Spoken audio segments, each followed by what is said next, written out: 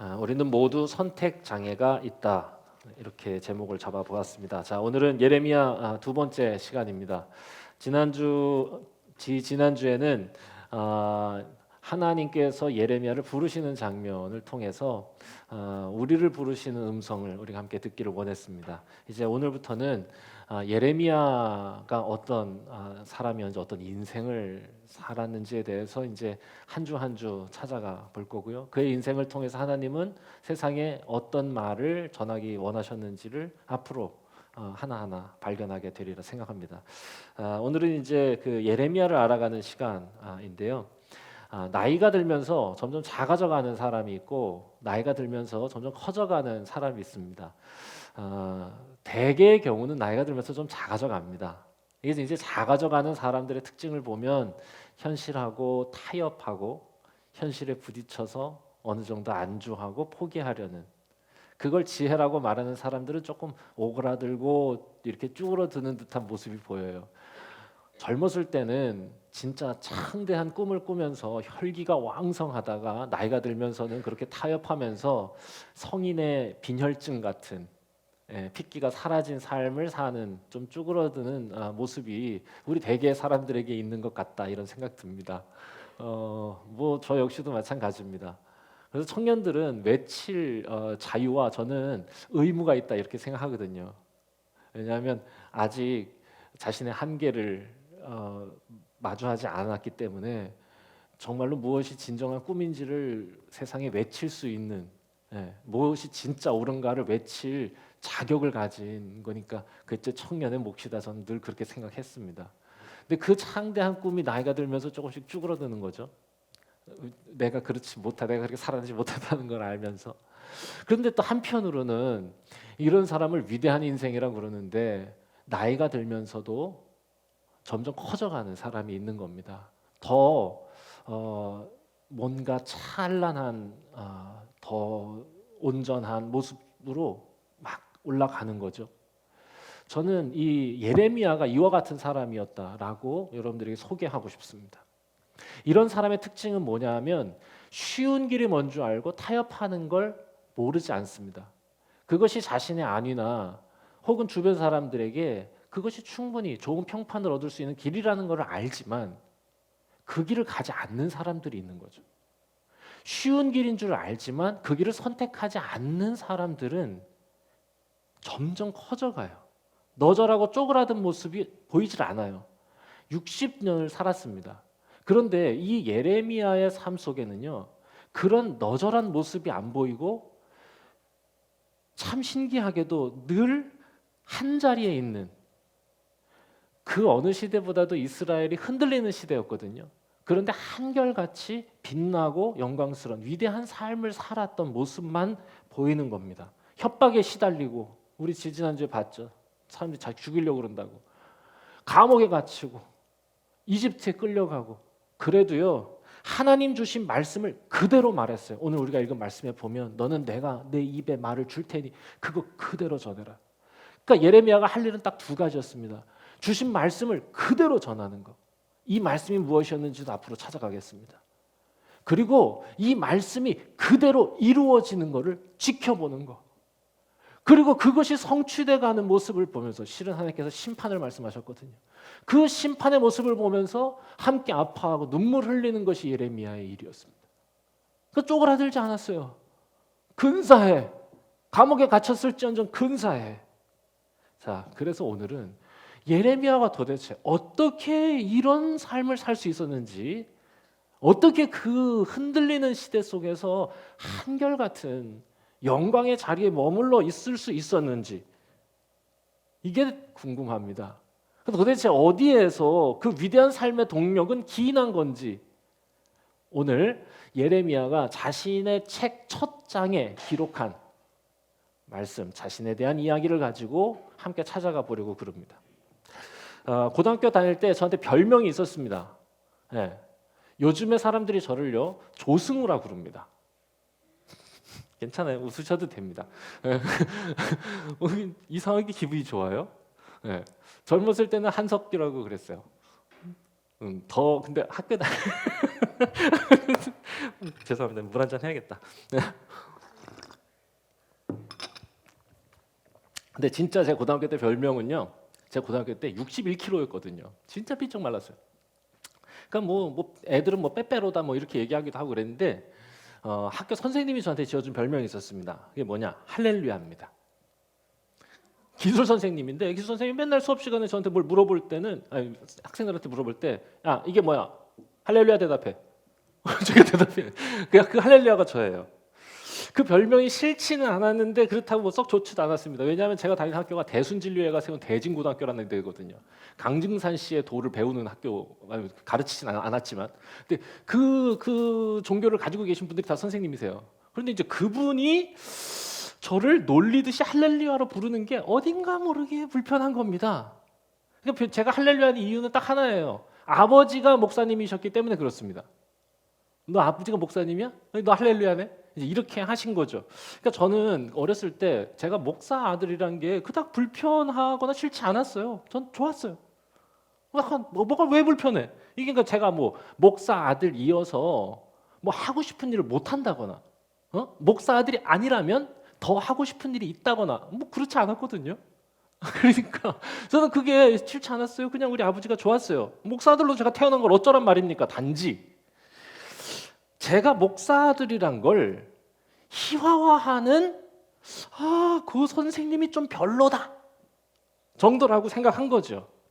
뭐 저를 이해하려는 마음, 그리고 좀 더 저를 친근하게 대해 주시려는 마음은 알겠지만 이게 어딘가 모르게 좀 선을 넘은 것 같다. 뭐 요 정도죠. 여러분 사람들은요 다 그 사람 주변에 있는 그 둘러싼 상황, 그 사람이 쌓아온 과거의 축적물들을 알고 싶어 합니다. 어디에서 태어났는지, 아버지가 뭐 하시, 우리 친구의 유명한 대사 있지 않습니까? 네 아버지 뭐 하시노? 이거 아시지 않습니까?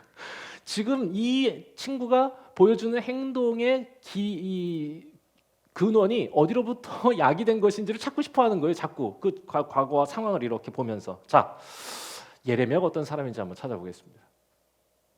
자, 예레미야에 대해서 예레미야 자신이 소개할 때 정보를 그닥 많이 기록하지 않았습니다. 오늘 우리가 읽진 않았는데 1장 1절에 딱 요만큼 나옵니다. 베냐민 땅 아나돗의 제사장들 중 hil기야의 아들 예레미야의 말이다. 이렇게 돼 있어요. 자, 여기서 보여주는 예레미야에 대한 정보가 딱 세 가지가 있습니다. 첫 번째, 아버지의 이름은 hil기야다. 자, 두 번째, 아버지의 직업은 제사장이다. 자, 세 번째, 이 예레미야의 고향은 아나돗이다. 이렇게 세 가지가 있는데 이것만으로 예레미야가 위대한 삶을 살았다고 하는 근거를 찾아내기에는 이게 좀 부족해. 딱 하나 뭔가 의미 있는 걸 유추해낼 수 있는 정보가 있는데 그게 아나돗 사람이라는 겁니다. 이 아나돗이 어느 데냐 하면은 제사장들이 쫓겨나서 살던 곳입니다. 이게 요 배경을 조금 알아야 되는데 솔로몬이 왕이 될 때 형 아도니아하고 싸웁니다. 이 싸우다가 사독이라고 하는 제사장은 솔로몬 편을 들고 아비아달이라고 하는 제사장은 아도니아 편을 듭니다. 그러면 누가 왕이 돼? 솔로몬이 왕이 됐으니까 사독 제사장 쪽이 승리한 거고 아비아달 쪽은 어떻게 돼요? 패족이 됩니다. 그래가지고 솔로몬이 이 제사장직을 파면시켜가지고 귀양을 보낸 데가 아나돗이야. 그러니까 이 동네 출신이라는 뜻은 뭐냐? 레위 가문이기는 하지만 영향력을 미치지 못하는 하나님을 사랑하는 사람이다. 뭐 요 정도 주변인이었다 정도입니다. 그렇대 이것만으로는 예레미야의 그 위대한 삶이 설명되지 않습니다. 예레미야도 이런 자신의 배경을 가지고 자신의 삶의 이야기를 설명하려고 하지 않아요. 진짜 자신을 보여주기 위해서 예레미야는 오늘 우리가 읽은 이 말씀을 바로 그 뒤에 이어서 전혀 다른 방향에서 접근하면서 설명하려 합니다. 이게 나다. 그러니까 오늘 우리가 읽은 말씀인데 내 부모가 어떤 환경에서 나를 교육했는지, 아버지는 얼마나 엄격했고 어머니는 얼마나 자상했는지, 교육 방식은 어땠는지 이런 걸 설명해서 내 지금의 삶을 드러내려고 하는 게 아니라 전혀 다른 관점 뭐냐? 자신의 첫 장에 하나님께서 하신 일에 대해서 설명합니다. 자기를 설명하기 위해서 주변 둘러싼 과거의 축적물들을 얘기하는 게 아니라 하나님이 나를 위해서 하신 일이 뭔지를 설명하는 겁니다. 4절, 5절 오늘의 핵심 요절인데요. 여호와의 말씀이 내게 임하니라. 하나님이 내게 말씀하셨는데 뭐라고 말씀하셨냐? 내가 너를 모태에 짓기 전에 너를 알았고 네가 배에서 나오기 전에 너를 성별하였고 너를 여러 나라의 선지자로 세웠다. 세 가지죠. 알았고 성별하였고 세웠다. 언제? 하나님이 나보다 먼저. 하나님께서 나에 대해서 먼저 아셨어. 그리고 나를 위해 거룩하게 구별하셨고 나를 향한 하나님의 계획을 갖고 계셨어. 언제? 내가 무언가를 선택하기 전에. 내가 존재하기도 전에. 내가 배에서 나오기도 전에. 내가 무언가를 만들고 내가 무언가를 주도하고 내가 무언가를 이뤄내기 전에 하나님이 그렇게 했어. 하나님이 나보다 먼저 내가 하나님에 대해서 궁금증을 가지고 하나님을 탐구하기도 전에 하나님은 나를 애정의 눈빛으로 바라보면서 나를 탐구의 주체로 삼아주셨어. 하나님의 탐구의 주체로. 내 마음속에 하나님이 중요한 존재인지도 모르겠다라는 생각이 스치기도 전에 하나님은 먼저 나를 중요한 존재로 구별해 주셨어. 내가 무언가 배우고 깨달아서 내가 어떤 삶을 살아야 할지 선택하기 전에 하나님은 먼저 내가 어느 편에 서서 살아야 할지 무엇을 위해 살아야 할지 그 해답을 이미 갖고 계셨어. 이게 예레미야의 자기소개입니다. 난 그런 사람이야. 아니, 더 정확하게 말하면 예레미야의 자기 이해입니다. 자신을 어떻게 이해하느냐는 거죠. 나는 하나님이 펼쳐주신, 하나님이 이렇게 펼쳐주신 거죠. 시공간을. 나를 아시고 나를 구별해 주시고 나의 인생의 해답을 알고 계신 바로 그분이 펼쳐주신 시공간 속에 그저 나는 던져진 존재일 뿐이야. 이미 존재했던 그 세상에 내가 던져졌을 뿐이다.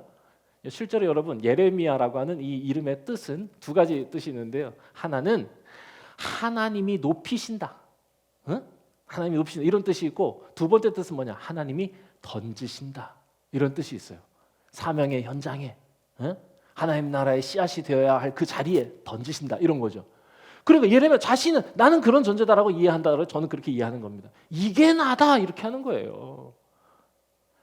나를 나보다 더 잘 아시고 나를 나보다 더 사랑하시는, 그래서 내가 여전히 알고 있지 못한 내 인생의 해답을 알고 계신 그 하나님이 지금 나에게 펼쳐주신 이 세상에 그저 난 던져졌을 뿐이라는 겁니다. 내가 뭘 알기도 전에, 내가 뭘 선택하기도 전에, 이미 내가 등장하기 전부터 하나님이 만드셨던 그 세상에, 여러분 우리가 던져진 이 세상은요 우리가 선택한 게 아니야. 이미 세상은 하나님이 창조하셨고 세상은 하나님의 뜻 가운데 운행되고 있었어요. 그리고 이미 오래전부터 하나님은 위대한 하나님의 이야기를 써내려가고 계셨어. 하나님의 사람들을 부르시고 보내시고 세우셔서 그 위대한 이야기의 한 부분에 나는 그저 던져졌을 뿐이다 이거죠.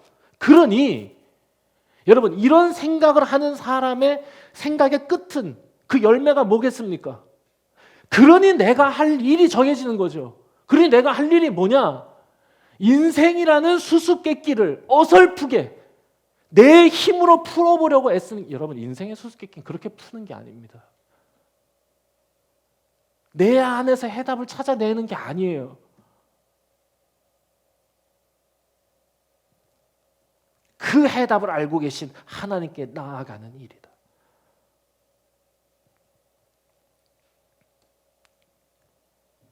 저는 이런 예레미야의 자기 이해가 평생을 한결같이 나이가 들수록 아름다운 삶을 살아간 원동력이었다고 생각합니다.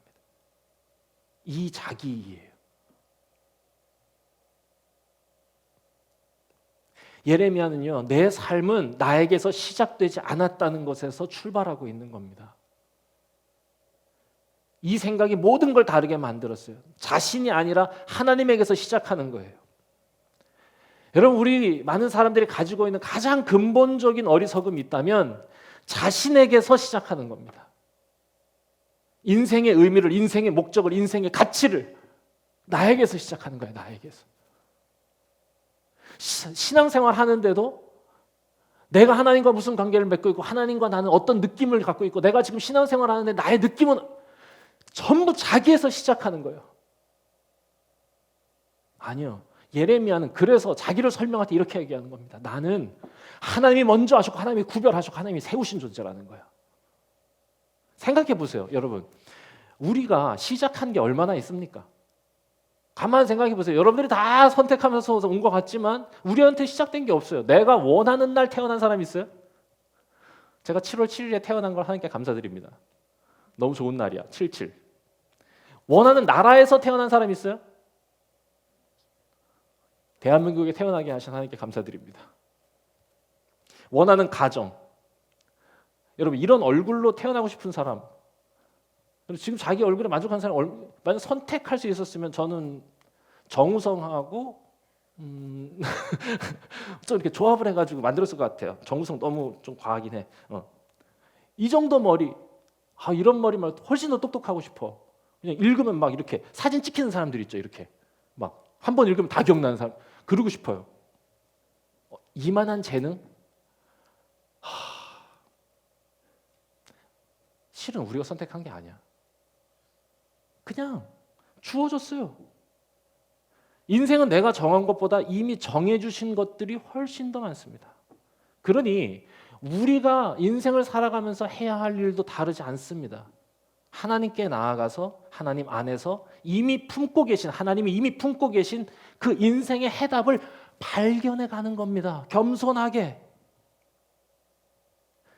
생각해 보세요. 한번 이런 상황을 가정해 봅시다. 여러 사람이 이렇게 막 대화하고 있는 방이 있어요. 그 방에서 서너 사람이 같이 두어 시간을 열심히 대화를 나누고 있었습니다. 진지한 대화를. 그런데 그때 한 사람이 불쑥 느닷없이 들어와. 자, 이 상황을 같이 가정해 보는 겁니다. 그 사람이 딱 들어왔을 때 이 사람이 처음에 딱 들어와가지고는 대화의 맥락은 파악하려 하지 않고, 막 2시간씩 지금 막 열띠게 막 너무 막 흥미진진하게 대화를 하고 있었는데 갑자기 딱 들어오더니 그걸 파악하려 하지 않고 느닷없이 그냥 이렇게 하더니 자기 얘기를 막 이런저런 얘기를 막 하고 무턱대고 자기 하고 싶은 말을 막 이런저런 질문을 던지고 이렇게 한다고 하면, 그러면 여러분들 무슨 말을 해주고 싶어요? 그 사람한테. 야, 좀 조용히 해주면 안 되겠어? 조금만. 일단 우리가 나누고 있던 이야기를 파악할 때까지 조금만 들어주면 좋겠어. 그리고 만약에 너 준비된다면 그때 우리가 네가 끼어드는 거 진짜 열렬하게 환영해 줄게. 이렇게 얘기하고 싶은 겁니다. 안 그래요? 아니, 맥락도 모르면서 들어와가지고는 뭐 이래저래 막 간섭하고 훈수 두고 말이야. 네 말 그렇게 하면 안 된다고. 아니, 너 아직 잘 모르잖아 지금. 하나님이 우리에게 하고 싶으신 이야기다. 하나님이 우리의 인생을 만드시고 우리의 인생을 하나님의 그 거대한 이야기 속에 던져주신 그분이 우리에게 하고 싶은 이야기죠. 우리가 그 대화의 자리에 들어갔을 때 이미 그곳에서 오랜 이야기가 나누어지고 있었다면 우리가 해야 될 일은 먼저 잠잠히 그곳에서 이루어진 이야기들의 전후 맥락을 파악하는 겁니다. 이렇게 겸손하게. 그리고는 서서히 어느 정도 파악이 되면 과감히 한마디도 뜩 하고 던져보기도 하고 용기 내서 내 의견도 말해보고 질문도 하다 보면 어느새 우리도 그 대화의 한복판에 서게 될 거고, 마침내 그 이야기를 끌고 가셨던 하나님에 대해서 대화를 나누던 여러 사람들에 대해서 이해하는 것을 넘어서 마침내 자기도 더 알게 되겠죠. 내가 어떤 존재인지. 여러분, 저는 이런 생각의 밑바탕 위에서 예레미야는 자신의 인생을 쌓아갔다고 보는 겁니다. 하나님에게서 모든 것은 시작됐고 나는 그저 하나님이 만드신 그 세상을 파악하고 거기에서 그 이야기의 한 부분이 되어서 맡겨주신 일을, 맡겨주신 말씀을 잘 전하는 것이다. 그래서요, 이 예레미야는 자신이 살아갈 삶의 방향도 내가 태어나기도 전에 하나님이 정해주셨다고 고백하는 겁니다. 내가 배에서 나오기도 전에 하나님이 나를 성별하셨다. 이거 구별하셨다는 거죠. 이 얘기는 뭐냐? 태어나기 전에 하나님께서 나를 거룩한 존재로 예정하셨다. 이게 아니에요. 그 남들보다 더 거룩한 존재가 태어날 거다라고 예정하셨다는 뜻이 아니라 그가 어떤 삶을 살아야 할지, 악의 편인지 아니면 하나님의 편인지 어느 편에 서서 살아야 할지를 하나님께서 정해주셨다고 고백하는 겁니다. 여러분, 그건 내가 정하는 게 아니라는 거예요. 우리가 성도라고 불리는 이유도 똑같습니다.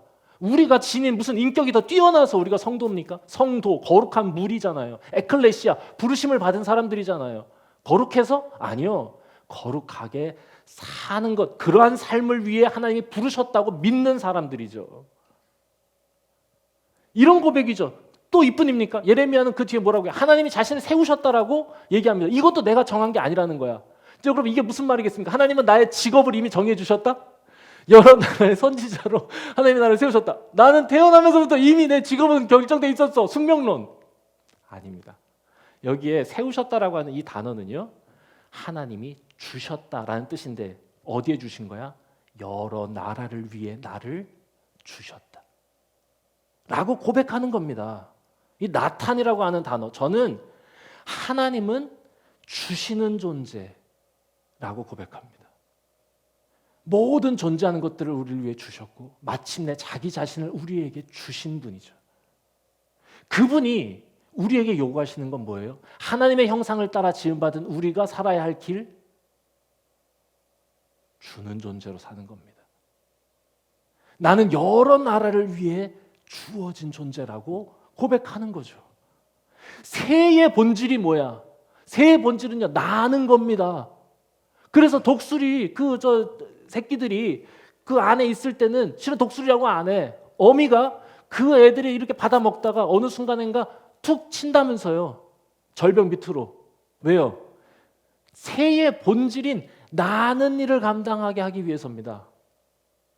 인간의 본질은 그럼 뭐냐? 하나님의 형상을 따라 지음받았다 할 때 여러분, 하나님의 본질이 주는 분이라면 내 자신 역시 그 하나님의 형상을 따라 살아가는 것, 세상을 위해, 이웃을 위해, 가족과 친구를 위해 주어진 존재로 살아가는 것, 그건 하나님이 나보다 먼저 나를 위해 나에게 심어주신 뜻이라고 고백하는 거예요. 직업을 하나님이 정하셨다는 게 아닙니다. 이것도 내가 정하는 게 아니다. 여러분, 저는 이 말씀이요, 저는 너무 은혜가 돼요. 이 말씀이, 이 사실이 얼마나 우리를 자유케 하는 말씀인가라는 생각이 들어요. 왜냐하면 우리는 너무 많은 선택 속에 살아가고 있거든요. 모든 것을 내가 선택하고 내가 선택하기에 내가 책임져야 하는 세상을 살아가고 있거든요. 여러분, 인류가 살아온 그 어느 시대보다 지금은요, 엄청난 선택의 홍수 속에 살고 있는 겁니다. 아침에 일어나면서부터 밤에 잠들 때까지 우린 계속 선택해요. 선택이 너무 많아졌어. 예전에는 TV도 정해진 시간에만 볼 수 있었는데 지금은요, 야, 유튜브에서 내가 뭘 볼까를 고르고 있어. 맨날 골라. 이게 더 재밌겠다. 이게 더 재밌겠다. 넷플릭스. 야, 어마어마합니다. 저에게 허락된 2시간의 휴식을 어떻게 하면 최상의 휴식으로 만들 수 있을 것인가, 이걸 고민하면서 넷플릭스에서 영상을 골라요. 선택해. 2시간 동안 선택하다 끕니다. 이게 재밌을까? 아, 이게 재밌을 것 같은데? 아니, 이건가? 5분 보다가 아닌 것 같아. 또 심지어 자신의 얼굴도 선택하지 않습니까? 성형외과에 가서 이 얼굴로 해주세요. 근데 잘 모르시는 것 같아요. 너무 많이, 그러니까 적당히 바꾸시는 분들은 자신의 컴플렉스를 이제 이렇게 치유하기 위한 저는 도구라고 생각합니다. 근데 이제 너무 심하게 바꾸시는 분들 있잖아요. 제가 뭐 레오나르도 디카프리오 사진을 가지고 가서 이렇게 해주세요라고 하는 건 과한 거예요. 이거는 이건 내가 내 얼굴 선택하는 거니까. 그런데 그렇게 하시는 분들이 모르시는 게 있는데 우리는 다 알고 있죠. 길에서 보면은 저분은 이렇게 과하게 이기구나 이런 느낌이 들잖아요. 길에서 딱 봐도 벌써 딱 느껴지는 거지. 예. 자기가 선택하는 것 같지만 실은 그것도 만들어지지 않습니다. 심지어 제가 미국에 사는 후배한테 들었는데 미국 사회에서는 그런 이 젠더 문제라고 하죠. 예. 성 정체성 문제. 이 굉장히 심각하답니다. 그래서요. 그러니까 그런 사람들의 인권에 대해서는 옹호하고 그들을 지켜줘야 되는, 그들도 인간적인 삶을 살 수 있도록 도와줘야 되는 건 맞지만 그 지금 미국 안에 있는 그런 이 성정체성의 문제 이 현상들, 그거 자기는 좀 힘들다 이러면서 이제 해준 얘기인데 뭐냐면 미국에서는 자기를 소개할 때 자기가 뭐 이런저런 얘기를 하는 거죠. 어디에서 태어났고 뭐 어느 학교를 나왔고 뭐 이렇게 얘기하다가 제일 마지막에 뭘 얘기하냐? 나를 불러줄 때 나를 he, his, him으로 불러주세요. 혹은 나를 she, her, her 이렇게 불러주세요. 아니면 나를 they, their, them으로 불러주세요. 여러분 저를 뭐라고 부르겠습니까? 저는 he죠, he. 그런데 이걸 선택한다는 거예요. 그리고 꽤 많은 수가 그냥 자기를 they로 불러달라고 그런대요. 남자도 여자도 아닌. 제가 정확하게 지금 표현하는 건지는 모르겠어요. 결론은 뭐냐? 선택할 수 없는 것마저 선택하는 사회가 되어 간다는 겁니다. 굳이 그것까지. 다시 말하면 정해주는 모든 것을 거부하는 거예요. 그래서요. 정해주는 건 무례한 일이 되고 개인의 선택이 어떠하건 그것이 진리가 되는 세상을 살아가는 것. 여러분 이런 세상에서 살아갈 때 예레미야의 이러한 자기 이해 이게 얼마나 저에게 해방감을 주는지 모릅니다. 하나님이 나를 위해 나보다 먼저 나를 더 잘 아시고 나를 더 사랑하시는 그분이 나를 위해 정해주신 게 있구나. 우리를 위해 인간을 향해 정해주신 것이 있구나. 그리고 그것을 내가 따라 살아갈 때 그 인생을 책임져 주실 분이 그분이시구나. 여러분 실은 우리가 모든 것을 선택하며 살기 때문에 그래서 내가 모든 것을 책임져야 된다는 게 무섭고 그래서 막막하고 그래서 답답하고 그래서 불안한 겁니다. 주어진 모든 걸 거부하기 때문에 인생이 혼란하고 막막하고 그렇게 힘들어가는 겁니다. 우리 그렇지 않습니까? 하나님께서 이미 아시고 세우시고 주신 것이 있는데 그것들을 다 거부하고 다 내가 선택해야 한다면 얼마나 인생은 혼란스러워지겠습니까?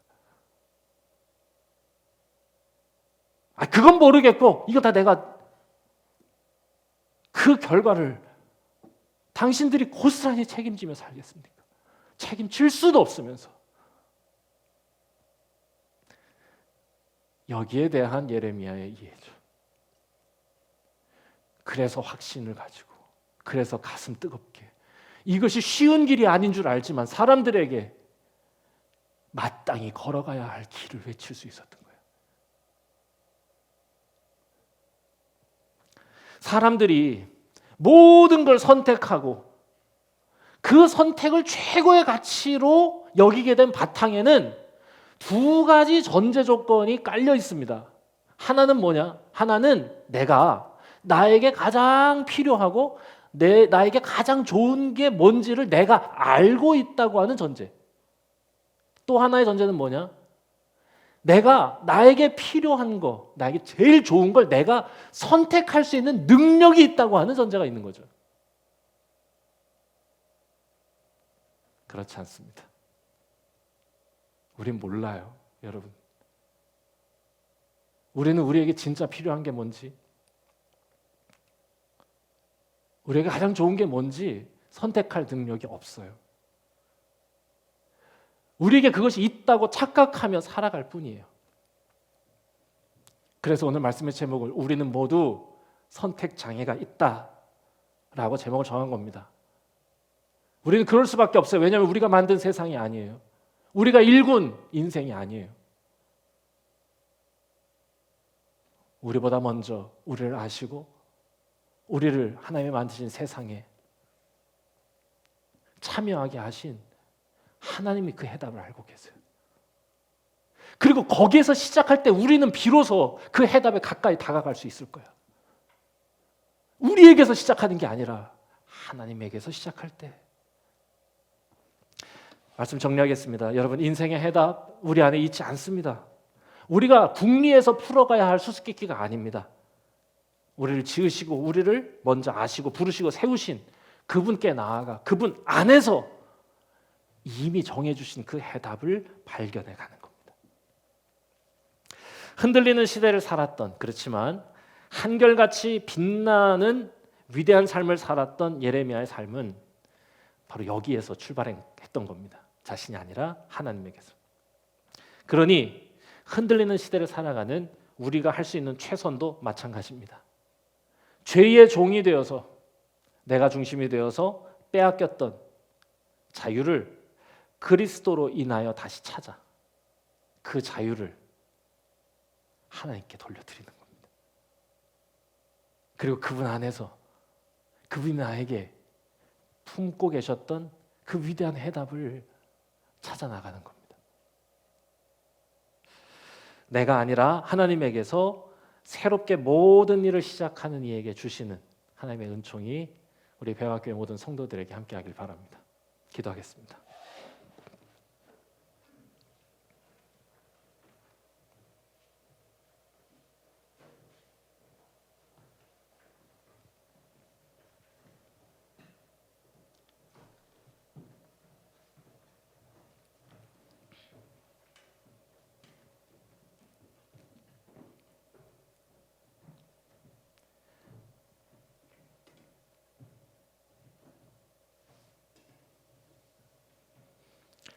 하나님, 찾을 수도 없으면서 헤매고 다니고 방황하고 불안해하고 막막해하는 시대를 살아가고 있습니다. 다시 하나님 앞에 겸손하게 우리를 만드시고 세상을 펼쳐주신 그 하나님의 위대함 앞에 저희들 충성되게 신실하게 다시 더 가까이 나아갈 수 있는 우리 모두가 되게 하여 주옵소서. 이 시대를 긍휼히 여겨주시고 우리를 불쌍히 여겨주시고 우리를 다시 주에 능하시고 따뜻하신 손으로 붙들어 주시고 안아주셔서 오직 주님의 품 안에서만 주님으로부터만 발견할 수 있는